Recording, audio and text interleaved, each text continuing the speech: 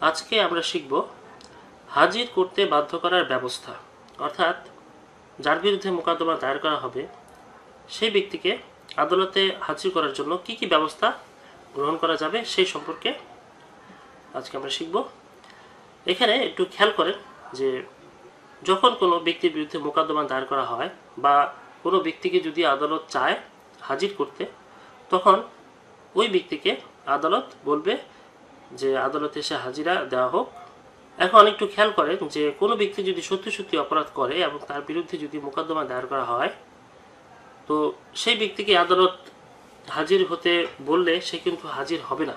সে কিন্তু জানে যে আদালতে হাজির হলে তার দোষ প্রমাণিত হবে এবং সে শাস্তিপ্রাপ্ত হবে।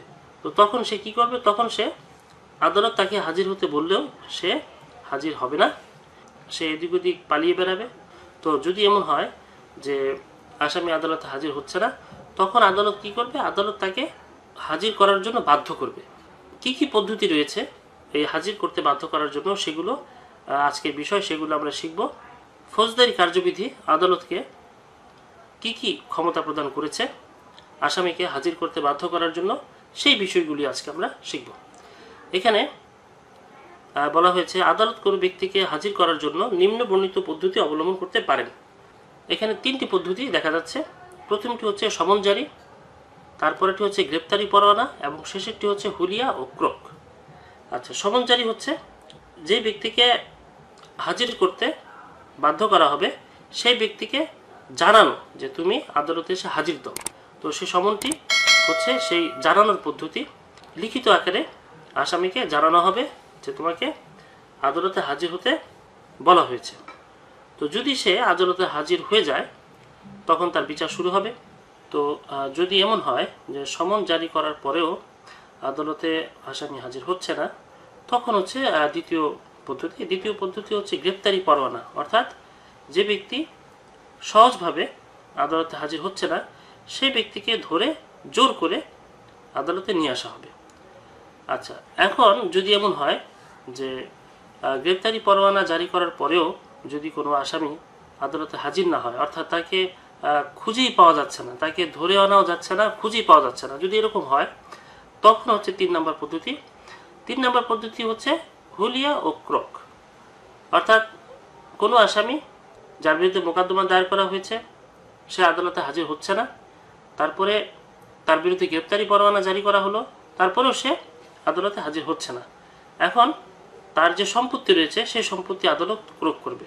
তো হতে পারে সে ব্যক্তির কয়েক কোটি টাকার সম্পত্তি রয়েছে। এখন এই কোটি কোটি টাকার সম্পত্তি যখন আদালত ক্রোক করবে তখন সে ব্যক্তি এমনিতেই তার সম্পত্তির টানে সে সুন্দরভাবে আদালতে হাজির হয়ে যাবে। তো এই প্রথম পদ্ধতি অর্থাৎ সমন জারি সম্পর্কে বলা হয়েছে 68 ধারা থেকে 74 ধারা পর্যন্ত। আমরা সুন্দরভাবে সমন সম্পর্কে শিখব, তারপরে বাকিগুলোও শিখব। তো সমন হচ্ছে যখন বাদী পক্ষ মামলা দায়ের করেন বিবাদী পক্ষকে হাজির করার জন্য নির্দিষ্ট সময়, স্থান ও তারিখে যে লিখিত আদেশ আদালত কর্তৃক প্রদান করা হয় তাকে বলা হয় সমন। আচ্ছা, এখানে একটু খেয়াল করেন যে সমনের মূল বিষয়বস্তু যেগুলো সেগুলো হচ্ছে যে নির্দিষ্ট সময়, নির্দিষ্ট স্থান ও নির্দিষ্ট তারিখ, অর্থাৎ নির্দিষ্ট একটি তারিখে, নির্দিষ্ট একটি সময়ে, নির্দিষ্ট স্থানে, অর্থাৎ স্পেসিফিক যে আদালতে, সেখানে হাজির হওয়ার জন্য যে লিখিত আদেশ আদালত কর্তৃক প্রদান করা হয় সেটি হচ্ছে সমন। তো বাদী পক্ষ মামলা দায়ের করলে বিবাদী পক্ষ যেন আদালতে হাজির হয় সেই জন্য বিবাদী পক্ষ বরাবর সমন প্রদান করা হয়। তারপরে ধারা 68-তে বলা হয়েছে সমনের ধরন। আচ্ছা, দেখি কি বলা হয়েছে। অত্র কার্যবিধির অধীন আদালত কর্তৃক প্রদত্ত প্রত্যেকটি সমন লিখিত হবে ও 2 কপিতে দিতে হবে এবং স্বাক্ষরিত ও সিলমোহরকৃত হবে। এরূপ সমন জারি হতে পারে কোনো পুলিশ অফিসার কর্তৃক, সমন দানকারী আদালতের অফিসার কর্তৃক, সরকারি কোনো কর্মচারী কর্তৃক। আচ্ছা, এখানে বিষয়টি কি? এখানে বিষয়টি হচ্ছে যে সমন, প্রত্যেকটি সমন 2টি কপি করতে হবে এবং সেই কপিতে আদালতের সিলমোহর থাকবে এবং স্বাক্ষরিত হবে। তো এখানে খেয়াল করেন যে 2টি কপি কিসের জন্য? 2টি কপি হচ্ছে আমরা যখন বার কাউন্সিলে রেজিস্ট্রেশন করেছিলাম, তারপরে যখন ফর্ম ফিল আপ করেছিলাম, একটু খেয়াল করে দেখেন যে আমরা কিভাবে সেই রেজিস্ট্রেশনের কপি এবং ফর্ম ফিল আপের কপি জমা দিয়েছিলাম। একটু খেয়াল করে মনে করে দেখেন যে আমরা মূল কপি যেটি পূরণ করতে বলা হয়েছে সেটি আমরা পূরণ করে তারপরে সেটি একটি ফটোকপি করেছিলাম, অর্থাৎ কপি দুটি। এবং যখন আমরা বার কাউন্সিলে আমরা আসল কপিটি জমা দিয়েছি, তো ফটোকপিতে আমরা একটি সই এবং সিল নিয়েছি যে আমি ফর্ম ফিল আপ করে ফর্মটি জমা দিয়েছি। যদি সেই ফটোকপিতে আমি রিসিপ্ট, সিল এবং সই যদি না নিই, তাহলে পরবর্তীতে এমন হতে পারে যে বার কাউন্সিল স্বীকার করছে না, বার কাউন্সিল বলছে যে আমরা এরকম কোনো ফর্ম পাইনি। তো যাতে এটি তারা বলতে না পারে সেজন্য আমরা দুটি কপি করে একটিতে সই নিয়েছি, সিল নিয়েছি এবং আরেকটি কপি আমরা জমা দিয়ে দিয়েছি। ঠিক এখানে সেই একই পদ্ধতি খেয়াল করেন যে প্রত্যেকটি সমনে দুটি কপি আসামির বরাবর পাঠাতে হবে এবং পাঠানোর পর একটি কপি আসামিকে দিয়ে দিতে হবে এবং আরেকটি কপিতে আসামির সাক্ষ্য নিতে হবে যে সে একটি কপি বুঝে পেয়েছে এবং সমনটি যথাযথভাবে জারি হয়েছে, সেজন্য একটি ফটোকপি তার সই নিতে হবে। তো এই ধরনের সমন কে কে জারি করতে পারবে এখানে বলে দেওয়া হচ্ছে। যে কোনো পুলিশ পারবে এবং আদালত থেকে যদি কোনো অফিসারকে পাঠানো হয় সে পারবে এবং যে কোনো সরকারি কর্মচারী এই কাজটি করতে পারবে। তারপরে ধারা 69-এ বলা হয়েছে সমন জারি যেভাবে করতে হয়। যার বরাবর সমন জারি হবে সম্ভব হলে সমনের 2 কপির 1 কপি তার নিকট প্রদান করতে হবে এবং অপর কপিতে প্রাপ্তি স্বীকার করে স্বাক্ষর করবেন। এই যে দেখেন, আমি একটু আগেই আপনাদেরকে যে বিষয়টি বলেছি ঠিক সেই বিষয়টি এখানে বলে দেওয়া হয়েছে, অর্থাৎ দুটি কপি আসামির বরাবর প্রদান করতে হবে এবং একটি কপিতে তার প্রাপ্তি স্বীকার স্বাক্ষর নিতে হবে এবং আরেকটি কপি তাকে দিয়ে দিতে হবে। তারপরের পয়েন্টে বলা হয়েছে কোনো প্রতিষ্ঠানের ক্ষেত্রে সেক্রেটারি, স্থানীয় ম্যানেজার বা কোনো প্রধান কর্মকর্তা বরাবর সমন প্রদান করতে হবে। আচ্ছা, এই বিষয়টি খেয়াল করেন যে যদি কোনো প্রতিষ্ঠানের নামে মোকদ্দমা দায়ের করা হয় তাহলে সেই প্রতিষ্ঠানের বরাবর সমন কিভাবে জারি হবে। সেই প্রতিষ্ঠানের সেক্রেটারি রয়েছে, ম্যানেজার রয়েছে বা অন্য কোনো প্রধান কর্মকর্তা থাকতে পারে, তো তাদের বরাবরে সমনটি প্রদান করলেই সমন জারি করা হয়েছে এটি ধরে নেওয়া হবে। তারপরে হচ্ছে সমন ডাকযোগে প্রেরণের ক্ষেত্রে সাধারণ অবস্থায় যখনই পৌঁছাবে তখনই সমন জারি হচ্ছে বলে গণ্য হবে। অর্থাৎ ডাকযোগে মানে আমরা চিঠি যেইভাবে আমরা পাঠাই ঠিক ওইভাবে ডাকযোগে যদি আমরা সমন প্রেরণ করি, তো যখনই সমনটি পৌঁছিয়েছে ঠিক তখনই ধরে নেওয়া হবে যে সমন জারি করা হয়েছে। তারপরে 70 ধারায় বলা হয়েছে তলবী ব্যক্তিকে পাওয়া না গেলে, তলবী ব্যক্তিকে পাওয়া না গেলে 2 কপি সমনের একটি কপি তার পরিবারের সাবালক পুরুষ সদস্যদের দিয়ে জারি করতে হবে এবং সমনের দ্বিতীয় কপির অপর পৃষ্ঠায় তার স্বাক্ষর নিতে হবে। আচ্ছা, খুবই সহজ পদ্ধতি। দেখেন যে আসামিকে যদি পাওয়া যায় ফটোকপিতে আসামির স্বাক্ষর আমি নিব, কিন্তু যদি এমন হয় যে আসামিকে আমি বুঝে পাচ্ছি না, আসামিকে পাওয়া যায়নি, তখন তার পরিবারের যে কোনো সাবালক পুরুষ সদস্যের কাছে সমনের একটি কপি প্রদান করে আরেকটি কপিতে অর্থাৎ ফটোকপিতে তার সই নিয়ে নিতে হবে। তারপরে ধারা 71-এ বলা হয়েছে পূর্বোক্ত বিধান মতে সমন জারি করা না গেলে উল্লিখিত 69 ও 70 ধারার পদ্ধতি অনুসারে সমন জারি করতে ব্যর্থ হলে সেক্ষেত্রে যে ব্যক্তির উপর সমন জারি করা হবে তিনি সচরাচর যে স্থানে বাস করেন জারিকারক কর্মকর্তা সেই বাড়ি বা বাসস্থানের একটি প্রকাশ্য স্থানে সমনের 1 কপি লটকিয়ে দিবেন এবং সেক্ষেত্রে যথাযথভাবে সমন জারি করা হয়েছে বলে গণ্য হবে। আচ্ছা, এটিও খুব সহজ। দেখেন যে 69 এবং 70 ধারা আমরা যেটি শিখে এসেছি সেই পদ্ধতি অনুসরণ করা যায়নি, সেটি ব্যর্থ হয়েছে। তখন কি হবে?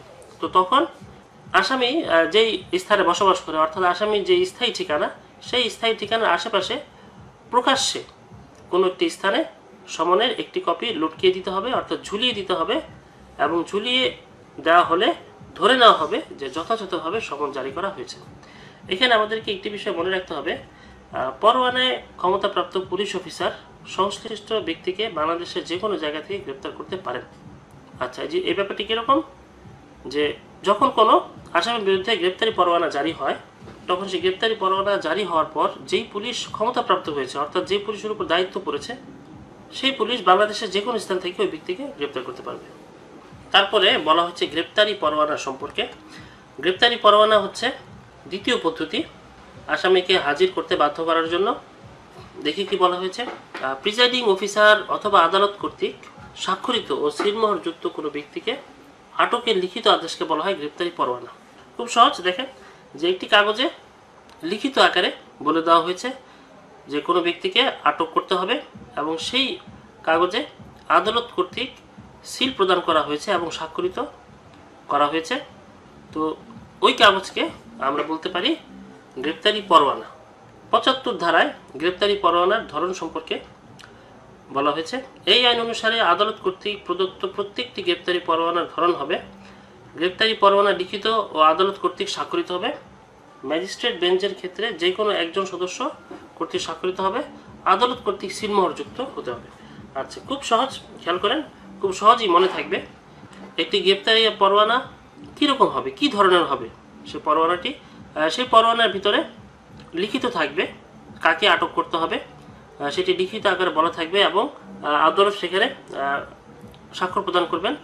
যদি এমন হয় যে ম্যাজিস্ট্রেট বেঞ্চ রয়েছে, সেক্ষেত্রে সেই বেঞ্চের যে কোনো একজন সদস্য ওখানে স্বাক্ষর করলেই হবে। তো আমরা সবাই জানি যে ম্যাজিস্ট্রেট বেঞ্চ কাকে বলে। যখন একজন ম্যাজিস্ট্রেটের অধিক ম্যাজিস্ট্রেটগণ থাকেন, তখন সেই ম্যাজিস্ট্রেটগণকে একত্রে বলা হয় ম্যাজিস্ট্রেট বেঞ্চ।